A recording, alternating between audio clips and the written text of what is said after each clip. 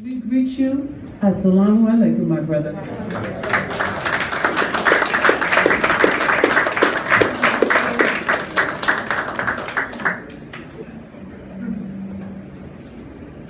In the name of Allah, the Beneficent and Merciful, I thank Allah for raising the Most Honorable Elijah Muhammad for the resurrection and the development of the black man and woman in America.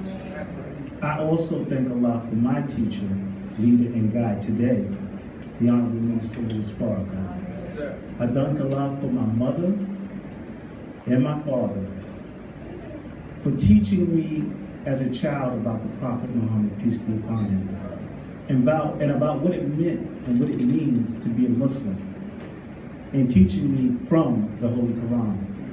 I gotta say, I'm nervous. And I'm gonna tell you why. Because I've had an opportunity by Allah's permission to speak before many groups, but I know I'm speaking amongst the wise today. So I know I gotta be on point. But I wanna tell a little story. My father took his Shahada at Muhammad's Mosque number 7 when I was only a couple of months old. I was only a couple of months old when he accepted the teachings of the Honorable Elijah Muhammad with me in his arms. And I think that was very significant and forms the foundation for what I want to talk about today. But before I do that, I definitely want to thank Imam Abu Kareem and Masjid Khalifa Rahauf Abdullah and the Love That Love Produced Committee for even asking me to do a presentation today. I am truly honored by you. So I want to talk about the significance of my childhood and how it relates to what I do in terms of urban education today. First, for the first 7 years of my life, I did not know what a weak black man looked like. That was not part of my vocabulary. I didn't have a definition of one because the example that I had in my life from my earliest recollections of life was being amongst the FOI. So I saw cleanliness, I saw discipline, I saw soberness, I saw vision, focus, and these things impacted me. In my home, we practiced a high degree of civilization. The way in which my mother interacted with my father, the prayer time, the foods that we ate, the discipline, the structure, the family time. These were all foundations that helped develop my character that was different from my peers. I remember being in the junior FOI. I remember doing exactly what these young brothers were doing, getting that training at the mosque. So I want to talk to you about those experiences. I want to talk a little bit about both my mother and my father because I give them a lot of credit for who I am today and what it is that I'm doing. So my father was one of the assistant ministers at Muhammad's Mosque number 7. And my mother taught both the boys and girls at the high school at the University of Islam. When my mother taught at the university, she would come to, like, I guess it would be like a teacher training class. It was Brother Director Clark, he was there at the time. And Minister Farrakhan would come from Chicago. And when he came from Chicago, he would bring to the teachers messages from the Most Honorable Elijah Muhammad about what the expectation was in terms of the teachers teaching the children. And my mother was a great note taker. So my mother to this date has volumes of notes from the Most Honorable Elijah Muhammad about the proper education of our children. And when I was in my early 20s, I just started working with young people. I would, go into my mother's stash and I would, read up on some of the things that the Honorable Elijah Muhammad had to say about education in our children. And as I was preparing for this presentation, one thing stood out in my mind that the messenger said in terms of teachers and teaching. And it impacted how I would go about training teachers in urban schools. He said, if a student fails to master a subject, then the teacher failed. I'm gonna say that one more time. If the student fails to master the subject, then the teacher has failed. So that meant that the Most Honorable Elijah Muhammad was putting the responsibility on the teacher to appropriately teach the student. I would later use that because I remember when I was developing and working with teachers, I would stress the importance to teachers about coming up with different methodologies, different approaches to reach the student. You couldn't have the mindset that I taught the subject and the students didn't get it. It was the students didn't get it, so now what do I have to do differently to make sure that the student gets it? Shifting the conversation. And I gotta tell you, what I saw, I think we have some educators here. Who's two teachers from different walks of life? Oh, praise to Allah. So for those of you who are in the public education system, you know that the big focus now, it used to be teacher-directed lessons, right? Teacher teaches it, the student has to quote what the teacher said, and then the teacher moves on to the next piece, and if the student didn't get it, oh well. Now the big term that has been used over the last, I would say 10 to 15 years is student outcomes. And it basically reinforces what the Most Honorable Elijah Muhammad taught, that if the student fails to master the subject, then the teacher has failed the student. So when we hear these terms that are being talked about in public education, know that it came from the teachings of the Most Honorable Elijah Muhammad. Right. So, in the 90s, I helped organize with my father the Million Man March. The first part I was talking to you about education. I want to talk to you about leadership. I'm getting to something, please bear with me.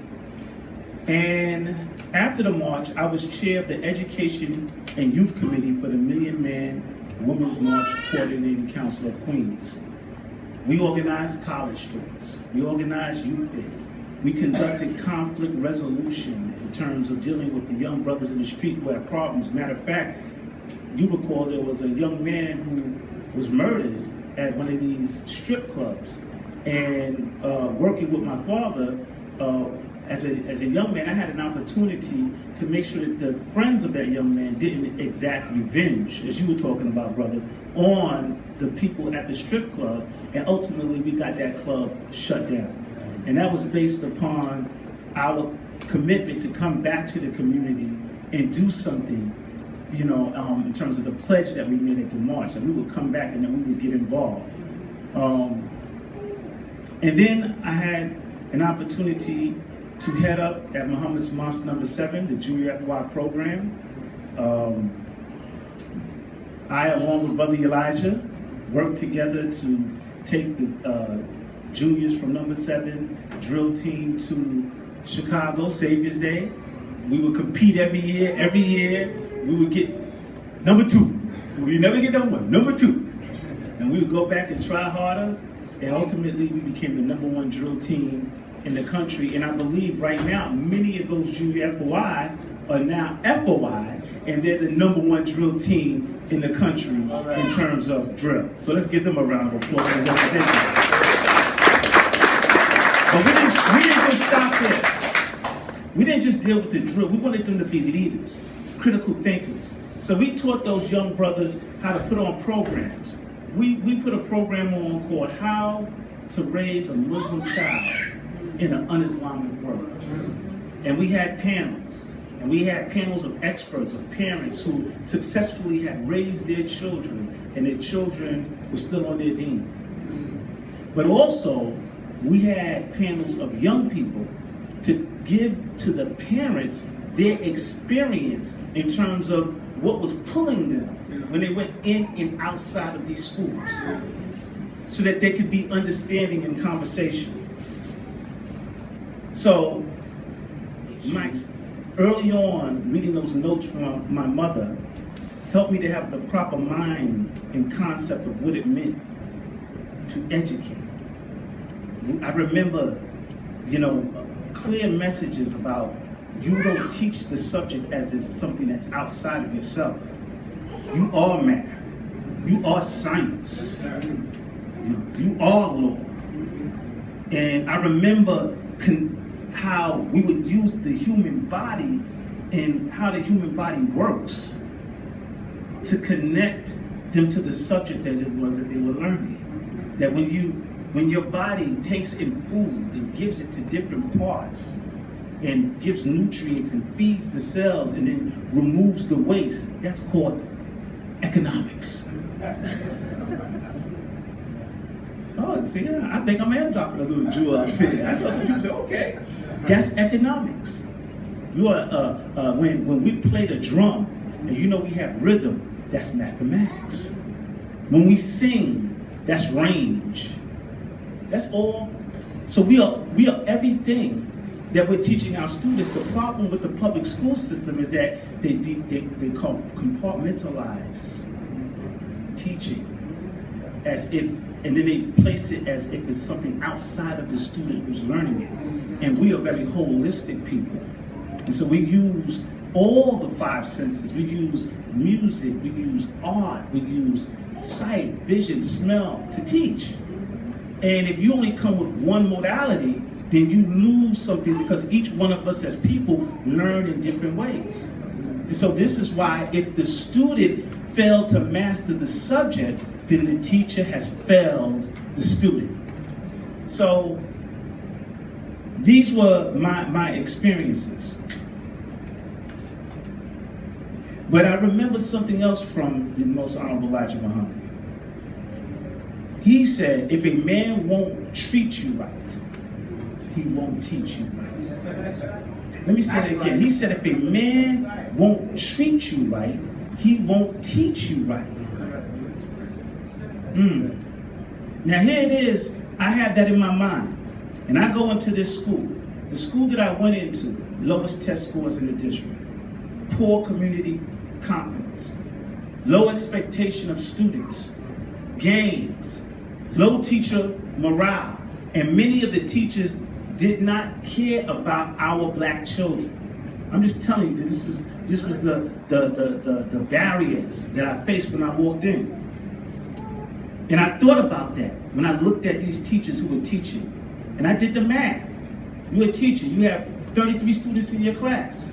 You teach 3 classes a day. You've taught over the last 30 years. So in 1 year, you've affected 99 students. Let's round it off to 100. 30 years, that's 3,000 students that you miseducated and then sent them back out into the community. Now I'm going to tell you something about being a principal in an urban school or being a teacher in an urban school. When you care enough about the children to see beyond who they are and push them to mastery, you automatically come into opposition, right? And so principals, specifically principals of color, they don't usually give principals of color schools that are healthy. If you get an opportunity to lead a school, they're going to give you what they gave Obama. The only reason why Obama became president was because they was like, you know what, we don't think anybody can do anything with this. That's when we get our chance. So when you come into the school and you see that you're faced with 2 basic decisions as a school leader, teacher, or what have you. One, I can go along and get along. I can rub shoulders. I can make the right connections at the expense of black and Latino children. As long as I don't make any waves, they'll allow me to move through. Or you can align yourself with the community. You can demand greatness from our children. You can hold teachers accountable. But trust me, if you continue along that path, at some point, you're going to come into opposition. So, the Honorable Elijah Muhammad and the Honorable Minister Louis Farrakhan have taught me to love our people beyond their condition. Right. When they said that the black man is God, that allowed me to see our people, starting with myself, especially our youth, in a divine and sacred way. That's right. So when I saw a student coming at me with how you describe my sister, they come and they have that defensive. How you doing, young brother? How's it going? They, what you talking about, man? Get out of my face. That kind of mentality, though. Like you give them an instruction and they respond negatively. I would look beyond That's right. that, because I knew that beyond that is God, and I knew that they had put that shield around themselves to protect them from adults who have let them down, right? Because in their mind, they have experienced rejection. You want to know why gangs exist? Because family is disintegrated. And so then they find their family in the gang. So then they grow up with a healthy distrust for adults. So if you come in and say, I want to help you, yeah, what's your scam? What's your hustle? Because that's what I've been used to. So when we come at our children and we try to help them, we can't get offended when they show us their lower self. Our children are like diamonds. Have you ever seen the process of diamond mining? In order to get the diamond, right, what do you have to do? You have to build a structure. Oh, thank you. You have to build a structure to safely go into the diamond mine. Otherwise, the mine can collapse on you. Then once you build the appropriate structure to go into the mine, and then you get the diamond and you extract it from the mine, when the diamond comes out, it doesn't look like the beautiful diamond in the store. It has what is called a coal or a dross around it. And the way in which you bring that diamond to out is through intense heat and pressure. And then the dross melts away, and that which was hidden now comes to the surface, right? So when we say diamond mining, we're talking about mind and mind up. How do you go into the mind of our children and extract what is hidden in them? Because that's true education. Bring it out and hold it accountable so that those children shine. So as a school leader, I was determined to treat my students right. I was determined to build a structure that allowed us to go into their mind, meaning that I had to attack the school environment, the school culture, thank you. The school culture, if it was unhealthy, then I had to attack it. Because that was the thing that was keeping our children in the condition that they're in. That means I had to look at teachers, I had to look at how students interacted with each other, I had to look at the physical plant of the building, I had to look at how the students came and went, because we wanted to build a structure that will pull the children out of ignorance into enlightenment. And I heard the Honorable Minister Louis Farrakhan recently say, in an interview, he said, I'm willing to get mud on my shoes to lift my people out of the mud of society. And I knew that the environment at the school that I was at was an environment that was dirty. They were in the mud. And I had to love them more than they loved themselves. And I had to be willing to get dirty, get mud on my shoes, not tell them come follow me, but to get right up next to them where they were to move them to where they needed to be. And that's how, to me, true leadership should operate. We're not arrogant, we're servants. We're not above the people that we're leading. That's right. When we lead because we've been blessed by God to be put in a position of leadership. Yes, sir. And so I was honored to have that opportunity.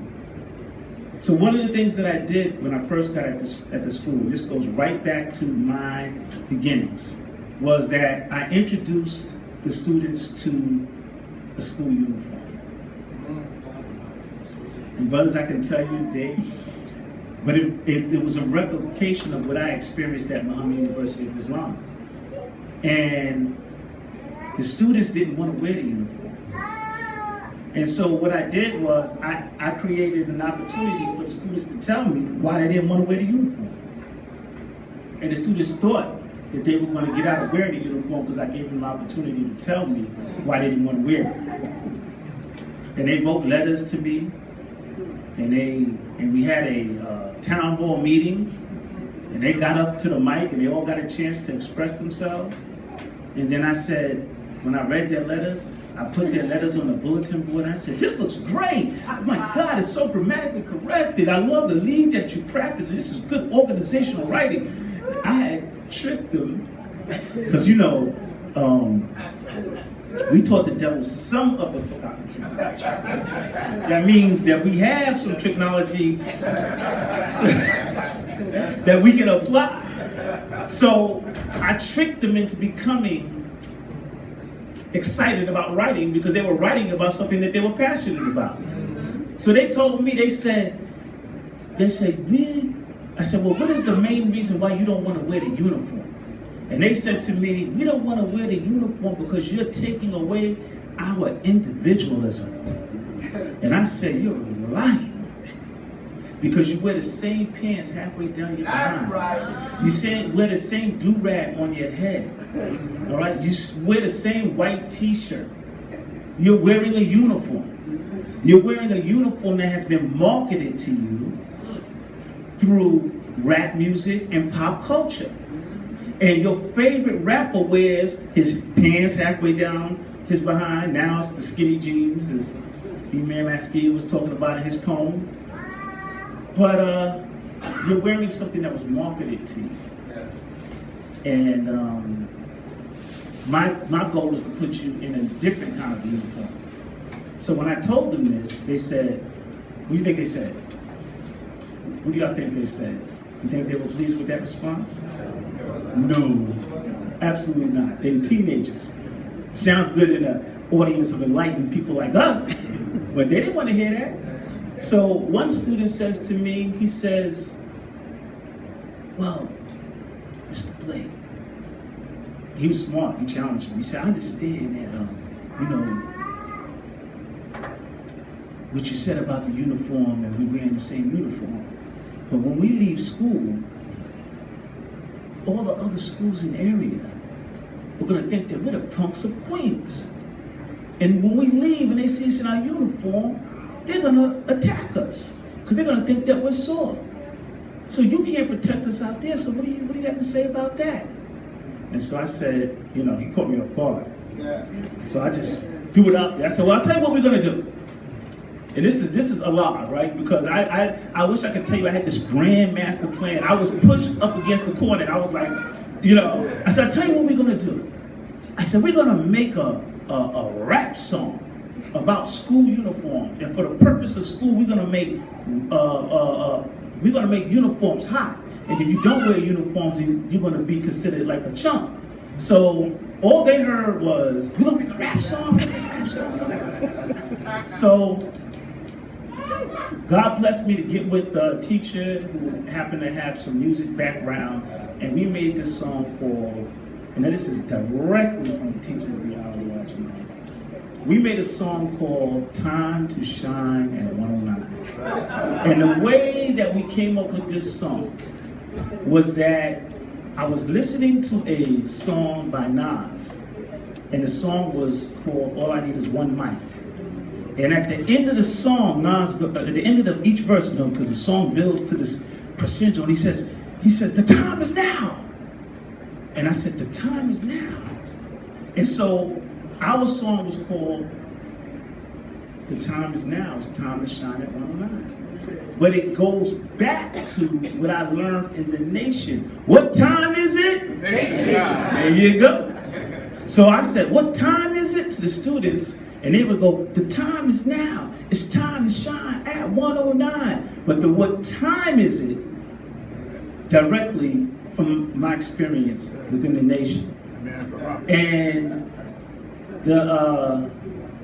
The song ended up becoming a big hit. We made a video about it the next year. We went to the Tribeca Film Festival. We went to, it was submitted to the Tribeca Film Festival, and the students, we were national model for HBO, and it just took off. But it wasn't just the video, because I'm known as the nation's hip hop principal. I know that sounds funny, but let me break down the science to you now. I'm known as the nation's hip hop principal. Not just, you see it now, people making these videos and they're rapping to the students. We were doing that 15 years ago. But what we did has not been replicated to date. Because what we did was, not only did we have the students rap about their school and say, what time is it? The time is now. It's time to shine at 109. Time represents urgency. We were reforming the school. So we wanted to get everybody to buy in. And then we were saying urgently, the time is now. It's time to shine at 109, so that the students will understand that this is not 5 years from now, this is not in the near future, right now. Now you tell me, this generation, now we got some young people back there. They live in the here and now. They do not live, you do something in 5 years, you may get a reward. A child takes when we took pictures, we waited 2 weeks, right? Oh, don't act like you're not my age.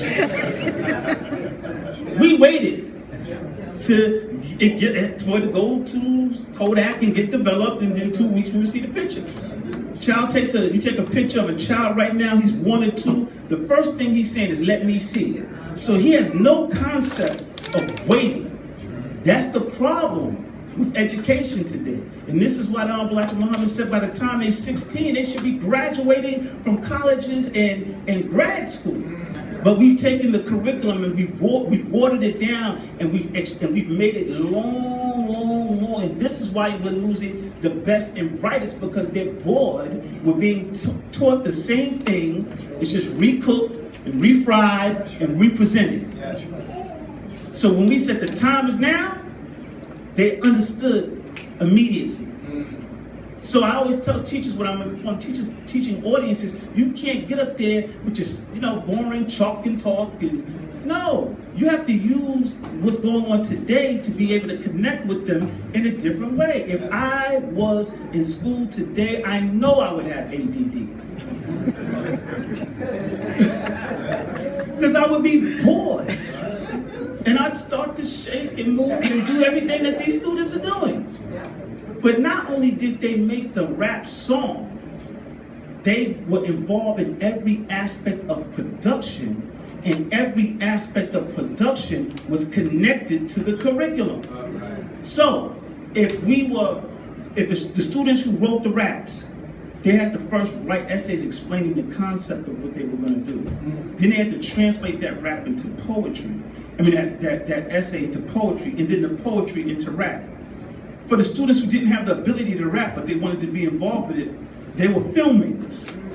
So they learned to be an effective filmmaker, you have to be an effective writer, right? Because when you write, what do? The process of writing is you write, you revise, you rewrite, you edit. Filming, what do?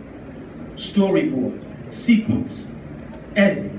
So there's a connection between being an effective writer and filmmaker. We brought a production company in, and they were responsible for helping us produce the video. But guess what? For every job that production company did, they had to have a student shadow and learn that job. So when we produced the video that went to Tribeca Film Festival, students had a hand in shooting, running the lights and the grip for those who are in video production, holding the boom. They were responsible for every aspect, so they can say that we actually produced this video.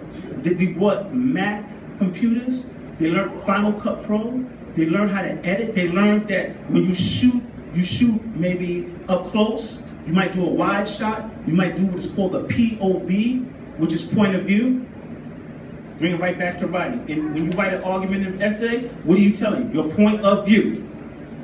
So they were learning real skills that were connected to the learning standard. Science, they did a Venn diagram, the eye of the camera compared to the eye of the human eye. History, what were the socio-economic conditions that gave birth to hip hop?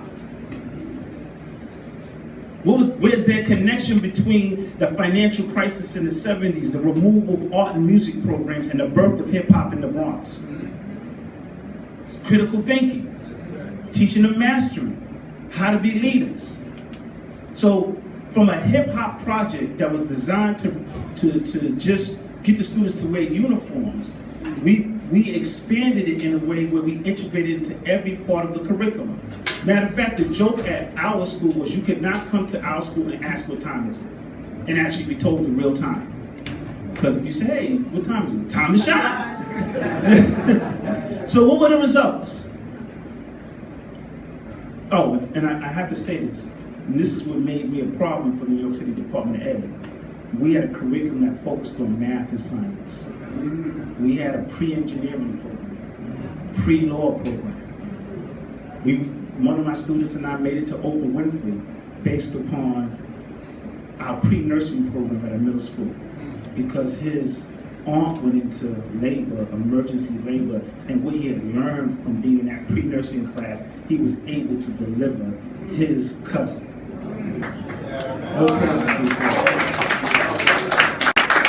So in 2 years, we went from being the worst school in the district to #1 in reading and math. Right. The most sought after middle school in Jamaica, Queens. As I mentioned, Tribeca Film Festival, Oprah, all of those things. But the thing that gave me the greatest pride was to see how my students have excelled and continue to excel this day. Yes, sir. Former gang students are now college grads. Yes, sir. We have students who are in that pre-nursing program who are medical doctors. We have student leaders, students who are I just recently left a student leadership retreat, and I walk in to give a presentation to a group of student leaders, and there's one of my students, and she's the president of the Student Government Association on college level. That's what Honorable Elijah Muhammad taught. He didn't want us to be second to anybody. He said he wanted us to be to interact and to be comfortable interacting with the best of this society, the best of civilization. And so I brought that vision of the Honorable Elijah Muhammad to the schools. And even though I didn't say Muhammad, the devil knew who I was. He said, smells like Muhammad. But some have asked me, why the public schools, Brother Shango? Why are you teaching in the public schools? And I'll say what the Honorable Minister Louis Farrakhan said in a book called Torchlight for America. He said, we have to impact what's happening in the public schools, because that's where the majority of our people are. And although it's beautiful to have Muhammad University of Islam, Sister Clara Muhammad School, and others, if we don't impact what's happening in the public schools, then who are we sending our children out to meet? So those students have to get introduced to the teachings of the Honorable Elijah Muhammad, so that when they meet these junior FOI, these representatives of the Most Honorable Elijah Muhammad, it won't be foreign to them. It'll be something that has a familiarity to it. So I thank Allah for my experience. I have to tell you the truth, as a result of that work, I was vilified, I was attacked, my character was assassinated, and I think I was in good company. Because when you do this type of work, you should expect that. That's right. And although I had a Job-like experience and I went through a trial in terms of doing this kind of work, I thank Allah for what that trial produced in me. Because it taught me how to be stronger in my faith. You know, you hear teachings and you bear witness to those teachings, but then you have experiences that make you put up or shut up. And you say, you know, oh, you believe. Do you believe? Can you say that you believe and not be tried? I had one of those. I guess this is that part of the Quran. Hard trials are necessary to establish truth, and trials purify. And I thank Allah for the teachings of the Most Honorable Elijah Muhammad. I thank Allah for Prophet Muhammad, peace be upon him, and what I've learned from the Holy Quran, because it has shaped me and made me into someone who has not an ounce of retraction in terms of what I want to do for my people. I want to do 10 times more than what I've done. And I haven't even begun to touch what it is that I desire to do. And so I thank you for taking this time to listen to me. I just want to say again, I am totally honored to be in your presence, because for me, this is a homecoming. I know you. I've watched you as a little boy. It was so funny. I was watching Brother Caldoon and my father, and they were moving around, and they were organized. I said, this is just like when I was a child. They still doing the same that they were doing then. And that sets an example for us that, you know, if you've been put on a post, you don't get off that post until Allah calls you home. Thank you for listening. Assalamu alaikum.